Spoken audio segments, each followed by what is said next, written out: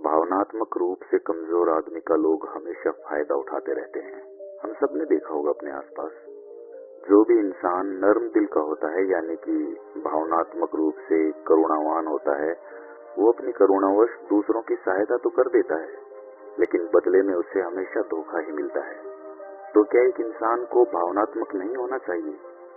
क्या उसे दूसरों पर भरोसा नहीं करना चाहिए? दूसरों की सहायता नहीं करनी चाहिए?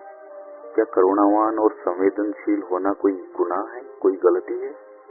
पाया तो ये जाता है कि संवेदनशील आदमी दिल का अच्छा होता है, दूसरों की सहायता करता है, दूसरों का ख्याल रखता है, दूसरों से प्रेम करता है।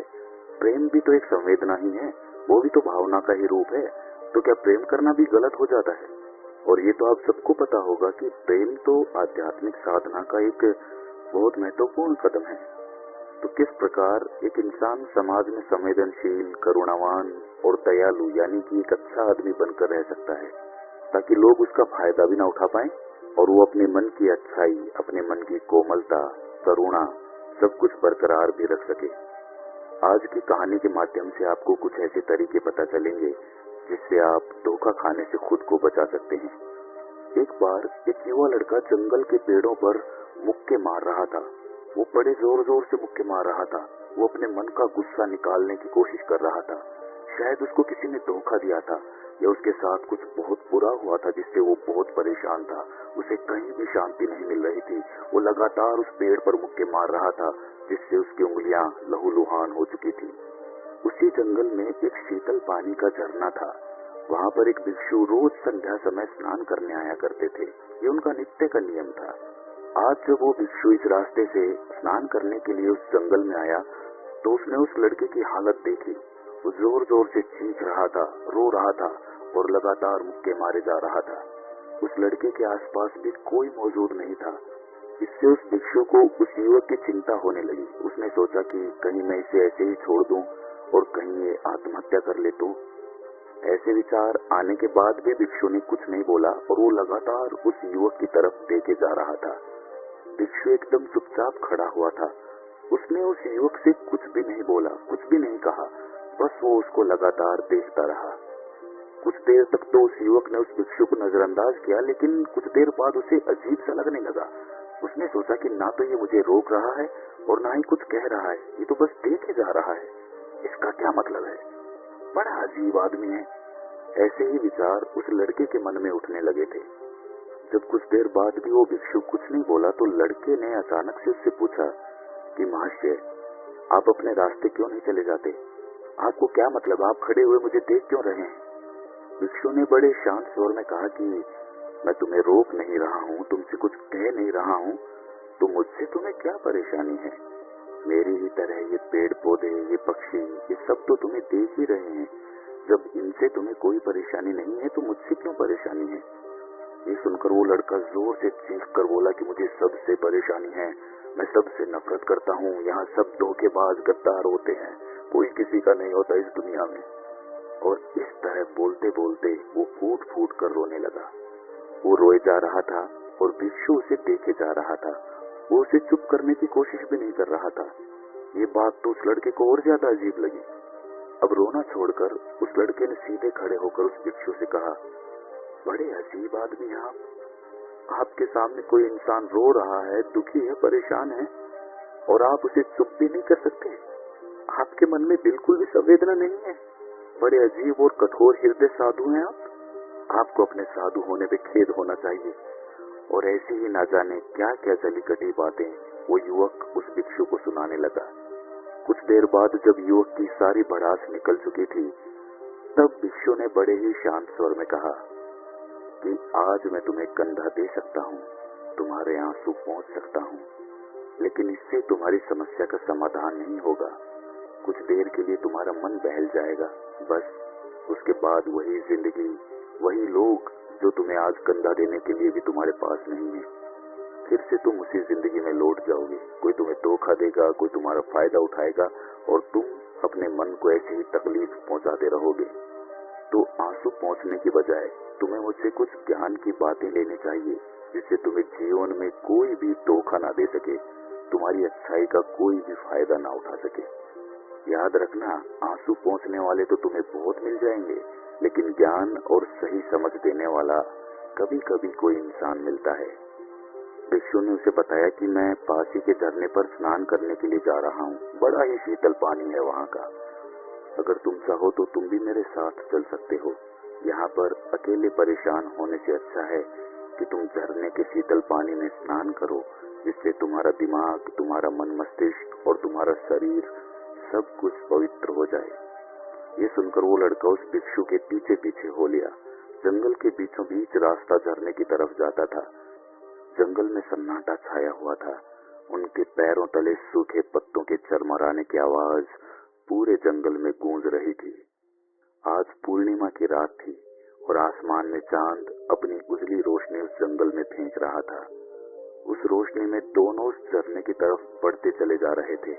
रास्ते में चलते चलते उस युवक ने उस भिक्षु से कहा कि महात्मन, आपकी जिंदगी मस्त है, आपको किसी चीज की कोई परेशानी नहीं। आपको पता है कि दुनिया में कैसे कैसे लोग बसते हैं, कितने धोखेबाज, कितने मक्कार, और सबसे बड़ी बात, अपने लोग ही धोखा देते हैं। जिनसे हम प्रेम करते हैं, जिनको अपना मानते हैं, जब उन्हीं से धोखा मिलता है तो कैसा महसूस होता है। कभी कभी तो लगता है कि भोले और दयालु लोगों के लिए ये दुनिया नहीं बनी है, ये धोखेबाजों के लिए है, मक्कारों के लिए है। वही यहाँ पर फलते फूलते हैं, वही आनंद से जीते हैं, और हमारे जैसे लोग जो दूसरों की सहायता करते हैं, दूसरों को अपना मानते हैं, वो हमेशा जीवन भर दुख में रहते हैं। यही जीवन की सत्यता है और यही संसार है जिसमें हमें रोज घुट घुट कर मरना पड़ता है। आपने सही किया, ऐसी जिंदगी को त्याग दिया, पीछे छोड़ दिया। अब बस अपने में मस्त, किसी से कोई परेशानी नहीं, किसी की कोई चिंता नहीं। मैं भी सोचता हूँ कि मैं भी संन्यास ले लूं, छोड़ दूं इस दुनिया को।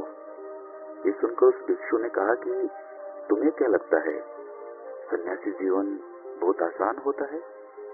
भिक्षु ने बड़े शांत स्वर में कहा कि तुम्हें 2 वक्त की रोटी तो शांति से मिल जाती है, हमें तो कभी कभी वो भी नसीब नहीं होती। अगर भिक्षा मिल जाती है तो हम खा लेते हैं, वरना हमें भूखे ही सोना पड़ता है। यही सन्यासी जीवन है। हमें हमेशा नीचे सोना पड़ता है, सिर्फ एक लंगोट में रहना पड़ता है, चाहे कैसा भी मौसम क्यों ना हो।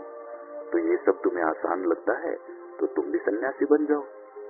युवक ने कहा कि आप कहते तो ठीक ही है, संघर्ष तो दोनों तरफ है, सांसारिक जीवन में भी और सन्यासी जीवन में भी।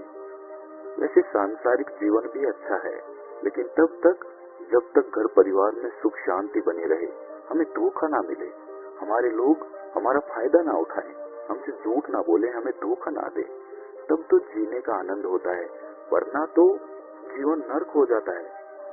भिक्षु ने कहा कि देखो, सन्यास अपने मन से लिया जाता है। जब हमारा मन कहता है कि हमें सन्यास के मार्ग पे सफलता हासिल करनी है, आगे बढ़ना है, तो ही सन्यासी जीवन सफल हो पाता है। लेकिन तुम अपने घर से परेशान होके, दूसरे लोगों से परेशान होके सन्यासी बनना चाहते हो, तो तुम्हारा सन्यासी जीवन भी कभी सफल नहीं होगा। इससे अच्छा तो तुम सांसारिक जीवन में अगर कुछ तरीके, कुछ नियम अपनाओ, तो दूसरे लोग तुम्हें धोखा नहीं दे पाएंगे। सबसे पहले तो ये समझो कि धोखा उन्हें ही मिलता है जो भावनात्मक रूप से कमजोर होते हैं, जिनका दिल जल्दी पिघल जाता है, जो दूसरों को दुख में नहीं देख पाते। ऐसे लोगों के साथ धोखे होने की संभावना ज्यादा होती है, क्योंकि कोई भी आदमी अपनी परेशानी बताकर, अपने को दुख में बताकर तुम्हारा फायदा उठा सकता है।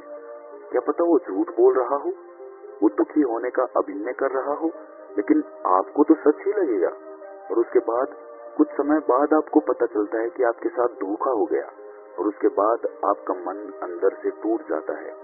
इसीलिए सबसे पहली बात ध्यान रखना कि किसी भी व्यक्ति को ये एहसास मत होने दो कि तुम भावनात्मक रूप से कमजोर हो, अंदर से तुम्हारा दिल नर्म है। अगर उन्हें ये कमजोरी आपकी पता चल गई तो वो कोई ना कोई जाल रचकर आपका फायदा उठाने की जरूर सोचेंगे। चाहे आप अंदर से संवेदनशील हो, दूसरों की मदद करने वाले हो, लेकिन किसी को एहसास मत होने दो, ऊपर से कठोर बने रहो। जब लोगों को लगेगा कि इससे कुछ बोलने का फायदा ही नहीं है, ये आदमी कठोर है, नहीं पिघलेगा, तो खुद ब खुद वो लोग जो झूठे हैं, जो मक्कार हैं, वो आपके पास आएंगे ही नहीं। वो उन्हें चुनेंगे जो उनके आसान शिकार होंगे। दूसरी बात समझने की ये होती है कि हम बहुत जल्दी दूसरों पर विश्वास कर लेते हैं और हमारी जल्दी विश्वास करने की आदत ही हमें हानि पहुंचाती है।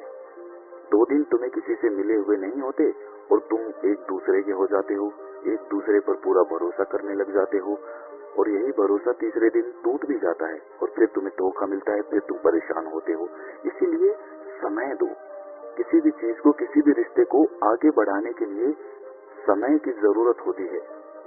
समय के साथ तुम्हें सामने वाले इंसान की अच्छाई और बुराई पता चलने लगती है। तब तुम्हें पूर्ण रूप में पता चलता है कि ये इंसान वास्तव में कैसा है, अच्छा है या बुरा है, और वो कुछ समय देने के बाद ही होता है। इसीलिए जल्दी किसी पे विश्वास मत करो। अगली पहचान या अगला नियम या अगला तरीका समझने के लिए तुम्हें ऐसे लोगों को समझना होगा जो दूसरों की चापलूसी करते रहते हैं। कुछ लोगों की आदत होती है चापलूसी करने की। आपके सामने आपकी बड़ाई करेंगे, आपके बारे में अच्छा अच्छा बोलेंगे और आपको लगेगा कि ये इंसान कितने अच्छे हैं, मेरे से कितना प्यार करते हैं। लेकिन वास्तव में उनकी वो चापलूसी एक जाल होती है ताकि वो आपका दिल जीत सके। और उनको चापलूसी करने का मौका तभी मिलता है जब आप दिखावा करते हैं। अगर आप उनकी चापलूसी से प्रभावित ही नहीं होंगे तो कुछ समय बाद वो चापलूसी करना बंद कर देंगे। इसीलिए किसी के सामने दिखावा मत करो, वरना तो आप आकर्षण के केंद्र बन जाते हो। लोगों को लगता है कि शायद इसके पास बहुत धन संपदा है, इसीलिए इतना दिखावा कर रहा है, और इसी वजह से जो लोग आपका फायदा उठाना चाहेंगे वो आपके करीब आने की कोशिश करेंगे, आपकी चापलूसी करने की कोशिश करेंगे। अगला नियम बताते हुए भिक्षु ने झरने की तरफ इशारा किया। वो झरने के पास पहुंच चुके थे। युवक को भी एहसास हो गया था क्योंकि वहां पर ठंडी ठंडी हवा चल रही थी।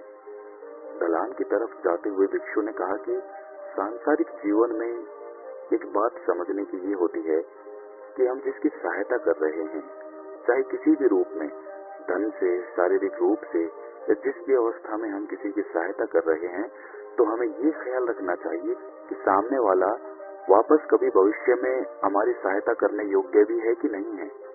अगर किसी को पैसा उधार दे रहे हो तो ये समझो कि उसके पास आय का कोई साधन है कि नहीं है। कल भविष्य में वो तुम्हें वापस कर पाएगा कि नहीं कर पाएगा। अगर वो नहीं करेगा तो तुम्हें तकलीफ होगी, तुम्हें दुख होगा। वैसे तो इंसान करुणावश भिखारियों को भी भीख देता है, लेकिन वो गलत नहीं है, क्योंकि जो भी पैसा आपने सामने वाले को दिया है उससे आपके ऊपर कोई ज्यादा प्रभाव नहीं पड़ेगा। अगर वो आपको वापस भी नहीं लौटाएगा तो किसी ऐसे इंसान को अगर पैसा देना हो जो भविष्य में कभी वापस नहीं लौटा पाएगा, तो उतना ही देना जिससे तुम्हारे ऊपर ज्यादा दबाव ना बने। अगर वो वापस भी ना लौटाए तो तुम्हें ज्यादा दुख ना पहुंचे। अब तक वो दोनों झरने पर पहुंच चुके थे। दोनों ने अपने कपड़े उतारे और उस झरने के शीतल पानी में कूद पड़े। पानी बहुत ठंडा था। उन दोनों की सारी थकान, सारी उदासी पल भर में ही दूर हो गई। स्नान कर लेने के बाद दोनों एक पेड़ के नीचे उस झरने के सामने ही बैठकर बातें करने लगे। भिक्षु ने उसे आगे समझाते हुए कहा कि शुरुआत में लोगों को नजरअंदाज करना सीखो। जब तुम किसी को शुरुआत में नजरअंदाज करते हो तो जो भी लोग किसी लालच की वजह से तुम्हारी तरफ प्रभावित हो रहे थे, उनकी छंटनी हो जाएगी। जब तुम उनको नजरअंदाज करोगे तो वो 1-2 बार तुम्हारे पास आने की कोशिश करेंगे, उसके बाद वो तुमसे दूरियां बना लेंगे। और जो आदमी तुम्हारी इंसानियत, तुम्हारी अच्छाई देखकर तुम्हारे पास आएगा, वो नजरअंदाज करने के बावजूद भी तुम्हारे करीब ही बना रहेगा। और यही तो एक सच्चे इंसान की पहचान होती है। जो हमारे अपने होते हैं उनसे हम लड़ भी लेते हैं, झगड़ भी लेते हैं, उसके बावजूद वो हमारी बातों का बुरा नहीं मानते। चाहे थोड़े समय के लिए वो हमसे नाराज रहें, लेकिन कुछ समय बाद फिर से हम एक हो जाते हैं। और यही तो घर परिवार का मतलब होता है, यही तो अपनों का मतलब होता है।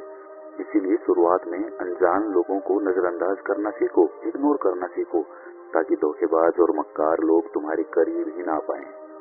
अपनी इस वार्तालाप को खत्म करते हुए भिक्षु ने अपनी आखिरी बात बताते हुए कहा कि ये आखिरी सीख सबसे ज्यादा महत्वपूर्ण है। सब कुछ होने के बाद भी तुम्हें धोखे मिल सकते हैं, लेकिन अगर तुम अपने आंख और कान और अपना दिमाग खोल कर रखते हो, अगर तुम होश में रहोगे, ध्यान करोगे, तो तुम्हें इंसान की आंखें देखते ही समझ में आ जाएगा कि उसे तुमसे क्या चाहिए। तुम उसकी इच्छा और उसका स्वभाव उसकी आंखों में ही पढ़ सकते हो। लोगों की आंखों में, उनकी वाणी में, उनके स्वभाव में सब कुछ दिखाई देता है। बस हम ही अपनी आंखें मूंद कर रहते हैं। दूसरे लोगों से जानो, उसके रिश्तेदारों से जानो, उसके परिवार वालों से जानो कि वो इंसान कैसा है, दूसरों के साथ उसका व्यवहार कैसा है, उसकी पड़ताल करो। सब किसी पे विश्वास करो, ऐसे ही किसी पे विश्वास मत कर लेना। अपनी पूरी संतुष्टि करना। अगर तुम किसी के साथ लंबे समय तक भरोसा करना चाहते हो, किसी के साथ कोई संबंध बनाना चाहते हो, कोई दोस्ती करना चाहते हो या किसी की मदद करना चाहते हो, इन सभी परिस्थितियों में तुम्हें ये जरूर पता होना चाहिए कि दूसरे लोग उस इंसान के बारे में क्या सोच रखते हैं। इसके बाद तुम जीवन में कभी भी धोखा नहीं खाओगे और तुम्हें कभी भी जीवन में धोखे की वजह से तो पछताना नहीं पड़ेगा। इसी तरह की बातें करते हुए भिक्षु और वो लड़का दोनों जंगल से बाहर आ गए, अपने अपने घर को चले गए। तो दोस्तों, कैसी लगी ये कहानी आपको? कमेंट सेक्शन में जरूर बताना, और अगर आपका कोई सवाल हो तो वो भी आप कमेंट्स में लिखकर हमें बता सकते हैं। तो मिलते हैं किसी अगली कहानी में, तब तक के लिए अपना ख्याल रखें। नमो बुद्धाय।